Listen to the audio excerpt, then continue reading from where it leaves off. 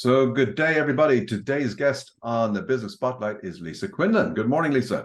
Good morning, Tom. Thanks for Well, having me. you have a long number of companies that you're running here, three which I've written down: Rolling Donut, Wildflower Cafe, and Clever Foods. Yes. So tell us more about that. What is it you're actually doing, and how long have you been doing it?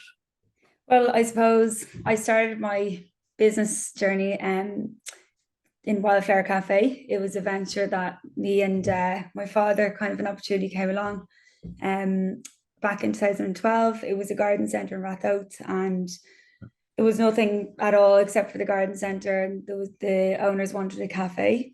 So two different people we got introduced, and then we decided to put a huge investment down there. And it's now a thriving cafe, and we've built multiple extensions, and it's 80 seater now, and it's Wow. doing better than ever.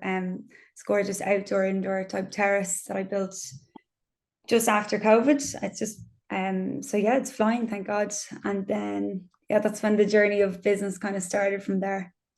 Excellent. And so is Rolling Donut emanating from there, or is that a separate entity? So yeah, the Rolling Donuts, I suppose the original Rolling Donut started out in the 70s. My late father built, well, he didn't build, he came across a little kiosk on O'Connell Street. A lot of people know it as just the tiny donut shop on O'Connell Street. It sells hot, fresh donuts. And I kind of grew up within that industry, going to concerts, festivals with my dad all over the country. Loved it. And then I went traveling for a couple of years in my 20s, and then came back really full of steam saying, right, I'm going to do something with the family business. And that's the whole idea kind of snowballed from there. I decided to build the brand around his history, and the tagline is rolling since 1978. And I decided to develop new kind of sourdough and vegan donuts. They're kind of trending over in different countries across the world. So we didn't have any here. So that's when the whole idea of Rolling Donut kind of came about with the new stores that you see today. And how many of those have you got around there? So we've 7 stores in total, which include Ooh. the little kiosk, which is still like thriving. It's as busy as ever, thank God. So yeah, Isn't it's great. and all freshly made every day? Everything freshly made. Yeah. The kiosk Fan. donuts are like they're flash fried, so they're cooked in like a couple of minutes, whereas the more modern style with the filled donuts, they're like it's a 24-hour production. So it's we have to proof them, uh, fill them. So we've like a 24-hour business with a team of bakers, confectioners, Wow. and delivery drivers. So yeah, it doesn't stop. It's 24 hours. Quite an operation. Quite an operation. Yeah. So, and then Clever Foods, is that a different entity altogether? Yeah, so I just like obviously I've been doing the donuts now since I was a little kid, and Yeah. as much as I love the business, I kind of have a primarily plant-based diet myself, and I can never find good vegan treats on the run in garages or shops. So um I actually was following a woman who had said Gillian, who had set up a business called Clever Foods. I was a huge fan during lockdown, and I used to get her stuff delivered at least like once or twice a month. So she was wrapping up, she fell into difficulty. She's doing it all herself. And because we had the bakery there, I said, this is something that could really tie into our bakery. So I knew Gillian from a previous life and approached her, and she was delighted to have us take it over. And we bought it over there last year. So it's just something, yeah, we were really loving actually experimenting with all the products in our bakery. That's fantastic. So you obviously, Fridays must be a fairly big paycheck day. Friday. Yeah. Definitely. Thursday's actually this morning. Yeah. Thursday. Oh Yeah. dear. Big time. Yeah. Bank accounts nearly drained this morning. Yeah, But you no. but you but you got through the difficult years of COVID, etc., and Yes. you rebounded back and everything else. So hopefully business is back to where you want it to be now. Yeah, it is like it's amazing. The two town stores, Bachelor's Walk and just off Grafton Street, they had suffered the most. Like to the point where I thought Bachelor's Walk was gonna have to close. And now it's like we're up like 100% on sales from this time last year. It's amazing. Isn't It's that bounced fantastic? back stronger. Yeah, it's stronger than ever actually. Just because And too. that leads me nicely to the next question. What would you say that the biggest business achievement that Lisa Quinlan has had so far? Honestly, it was probably getting the keys to that store, because it was just a real kind of turning point when we opened the doors of that store. I just remember thinking, okay, wow, I think there's something big here. And it was a really strange place to hit, because I'd worked with my father my whole life, kind of, we're always striving to achieve that kind of success. And it was kind of, that was the real aha moment where, we couldn't keep the donuts on the shelves. They're selling out by 12 o'clock every day. And it opened up a whole new doors for me, like, because I knew the potential. So your dad would have been your main mentor, I guess. 100%. Yeah. Isn't that fantastic? Yeah, he was brilliant. We were like best friends, and it was great to see him.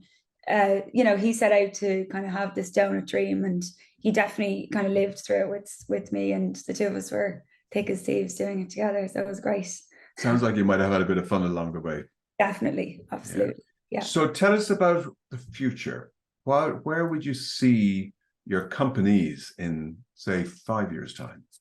It's a good question. We've definitely got a lot of opportunities come our way recently to expand Wildflower Cafe. Although I'm very conscious of, other friends in business, particularly cafe businesses, it's very difficult at the moment with labor costs so high, your margins, everything's just gone up exponentially. So I'm just very cautious at the moment. I never used to be like this, but just because things are going so well at the moment, I'm kind of holding strong. There has been opportunities to expand Rolling Donut, but again, I think I'm really happy with the number of shops I have in Ireland at the moment.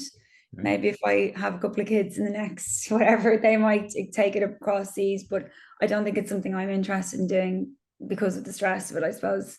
But Clever Foods is definitely something I want to expand and basically have in every cafe all over Ireland, and who knows where that could go, And it is, when I say confusing, there's so many things on offer out there when you're in retail and also in fresh produce, which is predominantly what you sell, and so many different people offering. It must be very, very hard to get repeat business all the time. Yeah, definitely. We are so lucky in that we have a real cult following with the donuts. We really do. Anytime we put, like, if there's anything wrong with the donuts, we'll hear it straight away from our customers or the staff. Like, it's great to see, especially with our vegan donuts as well. People come from all over the country to come up and seek out our vegan donuts. And even with Clever Foods now, I'm finding, even from the previous owner, she has such an unbelievable fan base that, like, it's great. So I think if you are doing something a little bit different out there that kind of sets you apart, it really will help with repeat business for sure. You got to be able to differentiate yourself from your competitors. Exactly. So tell me, presumably you've got a big amount of staff.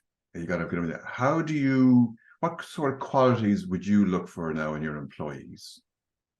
So even just, I noticed, like, during lockdown or just any day of the week, we would get a lot of people who aren't necessarily bakers who are applying for a bakery role. And I think I find if there's a willingness to learn there and a real passion, 100%, that's kind of what stands out for me.